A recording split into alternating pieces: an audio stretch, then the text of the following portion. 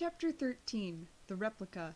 Auric and Yumi awoke early, also leaving a note for the Ishiyama's friend. She was a kind woman in her 30s with a slightly hippie look, and who had welcomed them without asking any questions. She lived in the middle of the city, but the teens had to run from one hardware shop to the other during lousy weather to find the components that Jeremy described to them via email. Then they sought refuge in Bois de la Cam, a park near Rue Lemanier, to proceed with the installation. 122 euros, Auric sighed as he took the material out of his backpack. It would have cost us less to go back to Caddick and have Jeremy build this electronic thingy. Instead of moaning, why don't you give me a hand? Yumi asked. The instructions seemed complicated. They had bought an electric screwdriver, a series of needles and fine-tipped iron, a hammer drill, batteries, and a bunch of other stuff. Now they had to assemble everything to create what Jeremy called the electronic lockpick. Where did he learn how to do this stuff? Auric asked, unscrewing the body of the drill to disassemble it.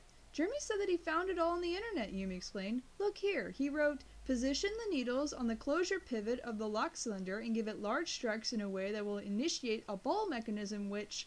Okay, Auric sighed. It's completely incomprehensible. But did he say anything where we need to insert this thing into the electronic thingy? The young girl replied. I didn't think that Jeremy wrote electronic thingy. The two lovebirds continued to work until around midday, sitting on a bench in the icy cold. From time to time, Auric would observe Yumi. She was still in deep concentration. The day before had been so beautiful that he hadn't found the right moment to talk sincerely with her. He didn't want to wreck the magical atmosphere by risking starting a fight. Though she'd told him that it'd be better if they remained just friends, he really had trouble supporting the idea. So he had waited to talk to her, and he was still waiting. He thought of stopping for a moment to take her hands and look into her eyes. No, not yet. Not while they were passing screws and nuts to each other. Later. Yumi brushed the hair away from her forehead and finally announced, That's good. This machine should be ready. You can take out the lock we bought. We're going to give it a try. That, too, was written in Jeremy's instructions. Using the electronic lock pit isn't simple. Practice with it where nobody can see you. A 20-euro lock straight out the window, Auric groused while taking out the brand new lock from his backpack and trying to use the electronic instrument to open it. Jeremy had warned them. This operation wasn't at all evident to the naked eye. Auric gave up about half an hour later. I can't feel my hands anymore, he groaned. It's freezing cold, and if you ask me, we made a mistake while we were building it. This thing will never open. Wait, Yumi said. I'm going to try it. She took the lock in her hands, and as soon as she did so, the lockpick engaged the switch. Then she gave it a small whack with her fist, and click! The pistons came back, and the lock opened. Beginner's luck, Auric muttered, annoyed.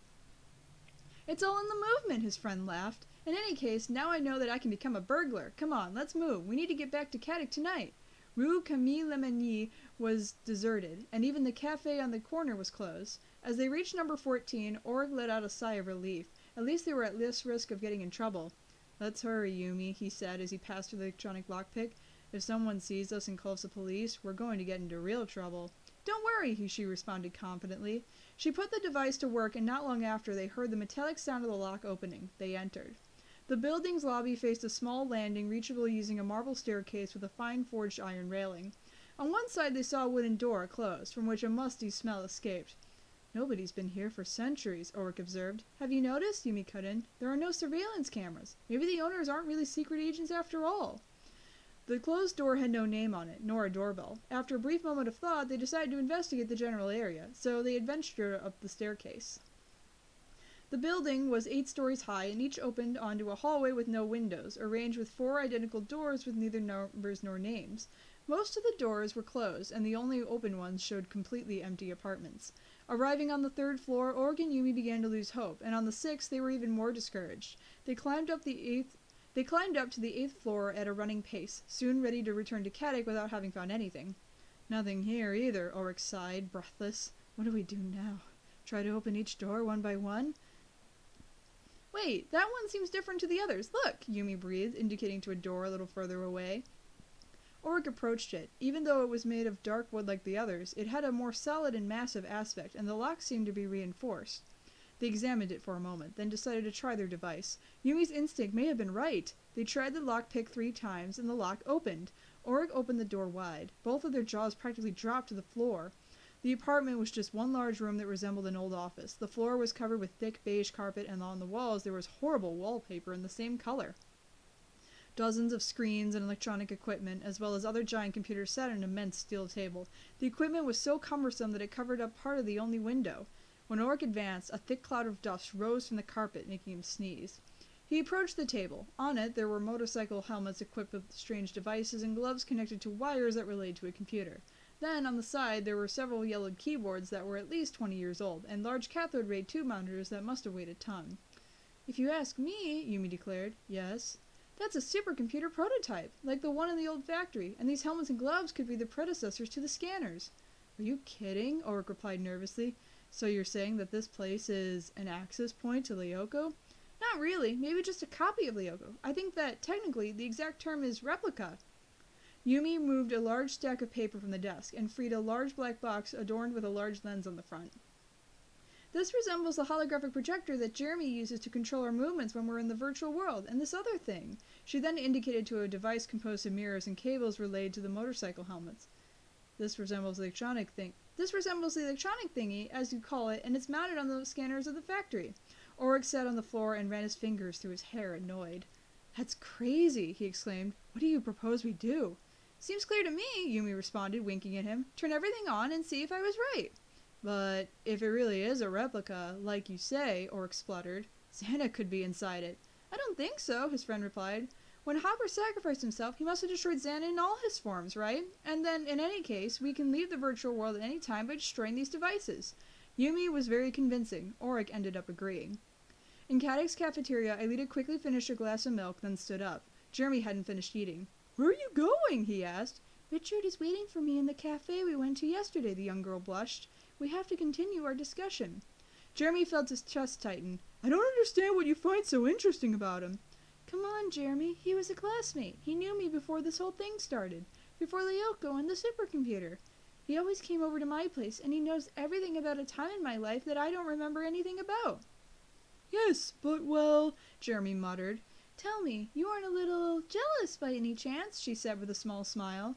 "Jealous? Me? Are you kidding? Jealous of that fool who doesn't even know how to turn a computer and who—" "Don't exaggerate," she retorted. "Okay, excuse me, but I have to go. I can't be late."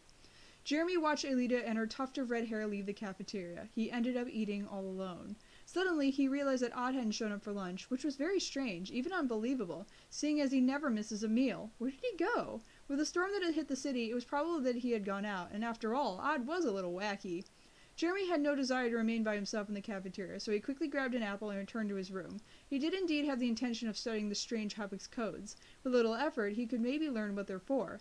He entered his room and remained immobile, petrified. The dossier! It was no longer on his desk, and he hadn't even made a copy. He inspected the lock on the door. No trace of a break-in. The desk was covered with a thin layer of dust, except for where he had placed the file. Who had come into his room? Normally, Professor Hurd spent her weekends at school, shut up in her room. At the end of the week, the staff building was empty and quiet, and that allowed her to prepare her classes in peace. However, today, she couldn't bring herself to concentrate. Images of Franz Hopper in her past haunted her. Was she right in confiding the Hopper, alias Waldo Schaefer, file to the principal? At the time, it had seemed like the best solution, because Delmas knew the outline of what happened, and she trusted him completely. But of course, she knew Jeremy. She knew he would stop at nothing to unveil a mystery. The dossier had become too dangerous. Once again, she thought of the apartment in Belgium. The prospect of the teens being able to find it terrorized her to the point that she'd rather not think about it at all. "Stop thinking about these dark ideas, Suzanne," she told herself in a reassuring tone. "What happened to your cool-headedness? Don't forget, when you were 20, you were known as the Relentless, and now you're afraid of confronting these 13-year-old kids?" It was useless to torture her mind in this way. The only thing that she could do was to act. She then stood from her chair and closed the physics book that she was trying in vain to consult. Then she took the copies of the keys for the principal's office that she had secretly hidden in a drawer and moved to exit the room. She would just check to see if the dossier was still in its place, then leave. Always doubt everything. When she was younger, this simple rule had saved her life many times. She turned into the hallway that led into the principal's office and came face to face with Eva Skinner. She may have been wrong, but she could have sworn she saw the student leaving Delma's office. The young girl smiled widely and began to speak. Her American accent had almost disappeared. "I was looking for the principal," she said. "I knocked, but he didn't respond." "I think he's taking a walk with his daughter," Hertz responded. "And you? Don't you have to be at home with your parents?" "I came here to revise our Wednesday homework with my new friends," the young student replied, shrugging. The professor watched Eva leave. She waited until she was out of sight before turning the handle of Delma's office door. It was open. Had the principal forgotten to lock it? Everything seemed in order in his office. She knew where Delmas was keeping the file, in the desk drawer, and its key was in the pen holder. But when she opened it, her heart began to pound. The drawer was empty. But how? She murmured. She calmly opened the large metallic filing cabinet, then looked through the files in alphabetical order until she found the dossier labeled Waldo Schaefer, so the principal had simply decided to move it. Hertz let out a big sigh, relieved. Azure doors and rounded roofs like those on Chinese pagodas, pathways that reached into the sky like delicate colored ribbons, intertwining around towers that were so high you couldn't see the top. This isn't Lyoko, Ulrich said, confused. But look at us, Yumi cried. The young girl was dressed in the geisha costume that she always wore on Lyoko, with her face painted white and her hair held back by pins. She was wearing her elegant kimono tied to her waist by an obi sash. Ulrich also wore his usual samurai outfit, a short kimono, and on his feet socks in traditional geida, a sandal whose strap separates the big toe from the others. The only difference was that the student no longer wore a saber, or katana, on his hip. Looks like we're unarmed, he sighed. I don't like that at all, Yumi responded in a metallic voice. Her voice was distorted by the speakers that they'd both inserted in their motorcycle helmets. The rudimentary instruments didn't appear to allow them to completely enter this replica of the Yoko. The two friends' bodies were still in reality, and the room filled with computers. Well, if things go badly, we can always remove the devices and go back to Earth, right? Ulrich consoled. Try and see, Yumi said. Ulrich placed his hands on his throat, where the helmet was attached. Nothing. His fingers, covered by the gloves, gave him a feeling of smooth skin, and they followed the contour of the face as if there had never been any helmet on his head. He felt nothing. For Ulrich in the replica, these objects didn't exist. There was no way to touch them. So, let's hope that things don't go badly, he breathed. Do you know how we're supposed to move in here? Touch the thumb and index finger in your right hand together and move the hand in the direction you want to move in, Yumi explained before rocketing off into the sky. Ulrich tried to imitate her. He raised his hand and fell violently to the ground. Ha! That hurt, he yelled. Yumi hovered around him elegantly. This is weird, she said. It's not like on Lyoko. We're not really here. Our bodies are safe in the apartment? Maybe, but in any case, my nose is all swollen, Ulrich moaned. Maybe there are devices in the helmet that make us feel pain, or something like that. We have to contact Jeremy. For a moment, the young boy regretted not calling their whiz-kid friend before using the replica, but now it was too late to think about it. Finally, on the second try, he succeeded in taking flight without incident, and Yumi followed him above the city. This fictional oriental-looking place was in ruins. Several pathways were damaged, and sharp fragments fell to earth in a colorful gush. The walls of the pagodas had a number of cracks in them, and the ground was dotted with holes, as if someone had bombed the place. The area seemed completely deserted.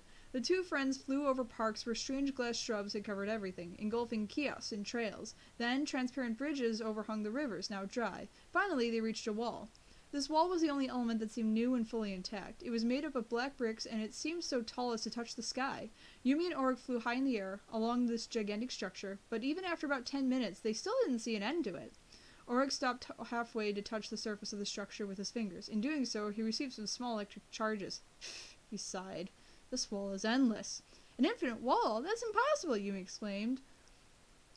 In reality, maybe, but here it isn't. This whole city seems to be protected by this barrier, and we can't get over it. There must at least be a door somewhere, the girl suggested. They came back down to the ground and began to search for an opening. And indeed, a short while later, they found a 2-meter-tall door, kept shut by ample black door panels. There was neither lock nor handle to be seen. Ulrich and Yumi tried to push it with all their might, but it was in vain. The door didn't budge even a millimeter. In the end, they gave up and leaned against the wall to catch their breath. It may be a virtual world, Ulrich breathed, but we get as breathless here as in the real world. You're right, Yumi stammered, suddenly interrupted by a blue laser beam which struck her right in the chest. She rolled to the side while Ulrich leapt up. He looked all around him, senses alert, until he saw it. It was a manta ray, one of Xana's monsters, which they had already confronted during their adventures on the Yoko. The difference between the two fish was that this manta ray used its enormous wing fin to fly, and it shot lasers from the end of its tail. This way, Ulrich cried. Hurry! The two friends flew at top speed, pursued by the monster, and new laser beams brushed against them in a burst of light. When it touched me, Yumi remarked, I didn't lose any life points. Are you telling me that we're immortal? Ulrich wondered. I sure hope so, his friend responded. But without Jeremy and his supercomputer, we have no weapons or defense, and if we die... It was observed, and in any case, nothing bad could happen to them. When they die on Lyoko, they immediately return to reality by reappearing in the scanners of the old factory. How would this be any different? However, Org also hit his nose when he fell and it hurt. Therefore, they didn't know exactly how the replica functioned. To tell the truth, they had no idea whatsoever. Suddenly, Org saw other manta rays rush at them from above through the clear city sky. "Yumi, go down!" the young boy yelled, flying into a dive. They landed on the smooth tiles of a building and allowed themselves to slide to the ground in a spiral. Then they began to run harder. Org launched himself towards the gate of an abandoned park overgrown with tall glass trees. "If there are monsters, Xana could also be here!" he cried. "You didn't notice?" Yumi replied, gesturing with her head. "The manta rays don't have a symbol. They don't have the eye of Xana like on Lyoko." "Probably, but they're still shooting at us," Org breathed. The two friends got through the iron gate and flew between the shrubs at low altitude. They were tortuous and thorny, and a funny green azure color. Suddenly, Yumi stopped short. Org fell on top of her and brought them both to the ground. Then they jumped up. "What happened?" Org cried. "Did you see a ghost or what?" Yumi didn't respond, but signaled for him to look forward. The student held his breath. Professor Hopper was there in front of them. "No," the girl murmured. "That can't be him, not really. It's surely a copy, a replica of Hopper."